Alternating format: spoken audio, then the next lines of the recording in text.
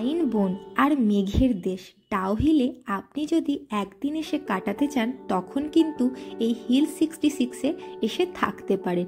New Jalpaiguri বা শিলিগুড়ি যেখানেই নামুন না কেন খুব অল্প সময়ের মধ্যে, ধরুন মাত্র 2 ঘন্টার মধ্যেই পৌঁছে যাবেন হিল 66 হোমস্টেতে।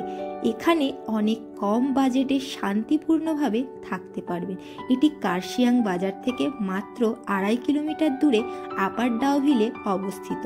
চারিপাশে কোলাহল মুক্ত এবং এখানকার হসপিটালিটিও অত্যন্ত ভালো। চেষ্টা করবেন হোমস্টের 2nd ফ্লোর বা 3rd ফ্লোরে থাকার, তাহলে দারুণ ভিউ পাবেন। দোতলায় রয়েছে ছোট্ট একটি খোলা বারান্দা এবং এখানে সাজানো রয়েছে নানা ধরনের সমস্ত পাহাড়ি গাছ। এই বারান্দাটা না আমার সব থেকে পছন্দের ছিল। সকালবেলা উঠে 1 কাপ চা নিয়ে এখানে বসে বসে বাইরের অসাধারণ ভিউটাকে এনজয় করতে হবে। এই ব্যালকনিটা ছিল আমার এই হোমস্টের মধ্যে সব থেকে পছন্দের জায়গা। আর এটি হলো ডাইনিং কাম সিটিং হল। হোমস্টের মালিক মাঝে মধ্যে সন্ধ্যাবেলা গেস্টদের নিয়ে এই সিটিং এরিয়াতে গান বাজনাও করে থাকেন। আর একধারে রয়েছে রিসেপশন আর তারই পাশে রয়েছে 2খানা গেস্ট রুম। এখানকার খাওয়া দাওয়া অত্যন্ত ভালো ছিল। আমাদের রুম ছিল সবচেয়ে উপরের তলায়। সবচেয়ে উপরের তলায় রয়েছে 3টি রুম, আর 3 তলার রুমগুলোও কিন্তু বেশ সুন্দর সাজানো গোছানো রয়েছে।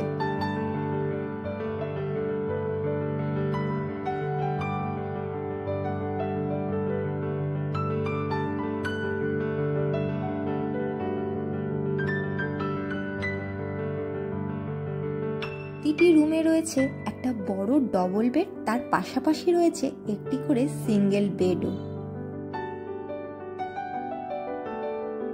ব্যালকনি থেকে দেখা যায় অপূর্ব দৃশ্য।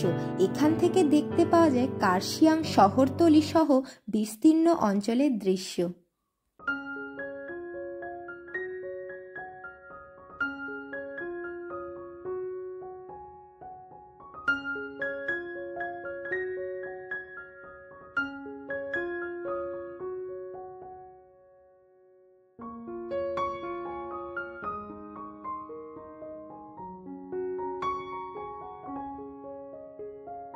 এটি হলো আরেকটি ঘর।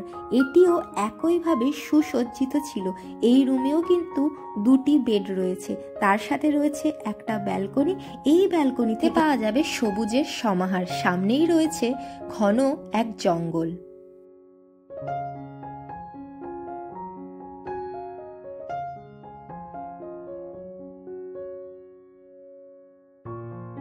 একটা কথা হলো, 3 তলার কোনো রুমের সাথেই কোনো অ্যাটাচ বাথরুম কিন্তু ছিল না। 2টো সিঙ্গেল বাথরুম ছিল, ওই 2টো বাথরুমই ইউজ করতে হবে। প্রত্যেকটা বাথরুমই ছিল খুবই সুন্দর, নিট অ্যান্ড ক্লিন। তার সাথে গিজারেরও ব্যবস্থা ছিল। বাথরুম নিয়ে কোনো প্রবলেম হবে না।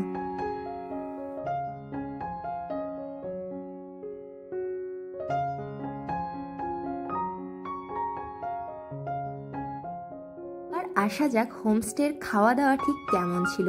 প্রথমেই যাওয়ার সঙ্গে সঙ্গে আমাদেরকে দিয়েছিল এই ওয়াই খেতে। আসা যাক হোমস্টের লাঞ্চটা ঠিক কেমন ছিল। লাঞ্চে ছিল এলাহি ব্যবস্থা। এই ব্যালকনিতে বসেই আমরা আমাদের লাঞ্চটা সেরেছিলাম। লাঞ্চে ছিল ধোয়া ওঠা সাদা গরম ভাত, তার সাথে ছিল বাঁধাকপির তরকারি আর ছিল ডিমের কষা। আবার এক একজনের 2টো করে ডিমও দিয়েছিল। তার সাথে ছিল ডাল আর ছিল এই যে উচ্ছে ভাজা। সত্যি কথা বলতে এই উচ্ছে ভাজাটা না দারুণ টেস্টি ছিল। সন্ধে হতে না হতে আমাদের দিয়ে গেছিল গরম গরম চা আর সাথে দিয়ে গেছিল পাহাড়ি মোমো, যেটার টেস্ট ছিল দারুণ। পাহাড়ি মোমোর মধ্যে না একটা আলাদাই ব্যাপার রয়েছে। ডিনারে ছিল ফুলকপির তরকারি, সাথে ছিল রুটি। যে যটা করে রুটি খাবে আগে থেকেই জেনে নেবে, তার জন্য তটা করেই রুটি বানিয়ে দেবে। গরম গরম রুটি দিয়ে খেয়ে নিলাম চিকেন কষা। আর লাল লাল এই চিকেনটা যা খেতে ছিল না, আর তার সাথে ছিল গরম গরম মুচমুচে আলু ভাজা। সত্যি কথা বলছি, পাহাড়ি না রান্না বান্নার আলাদাই স্বাদ রয়েছে। আর এই হোমস্টের প্রত্যেকটা রান্নার টেস্টই ছিল দুর্দান্ত। পরের দিন সকালবেলা ঘুম থেকে উঠতে না উঠতেই চলে এলো গরম গরম চা। তারপরে ব্রেকফাস্টে আমাদের দিয়েছিল লুচি আর তার সাথে দিয়েছিল আলুর তরকারি। সত্যি কথা বলতে হোমস্টেটা যেমন ভালো তার খাওয়া দাওয়াও ঠিক তেমনই ভালো, এক কথায় অনবদ্য। আর আসা যাক এই হোমস্টের খরচ কেমন। আমাদের মাথাপিছু পড়েছিল 1250 টাকা করে, তার মধ্যে কিন্তু খাওয়া দাওয়াটা ইনক্লুডেড ছিল। কথায় বলা যায় ডাউহিলে এলে হিল 66 কিন্তু থাকার জন্য বেস্ট হোমস্টে। দারুণ ছিল আমাদের এক্সপিরিয়েন্স।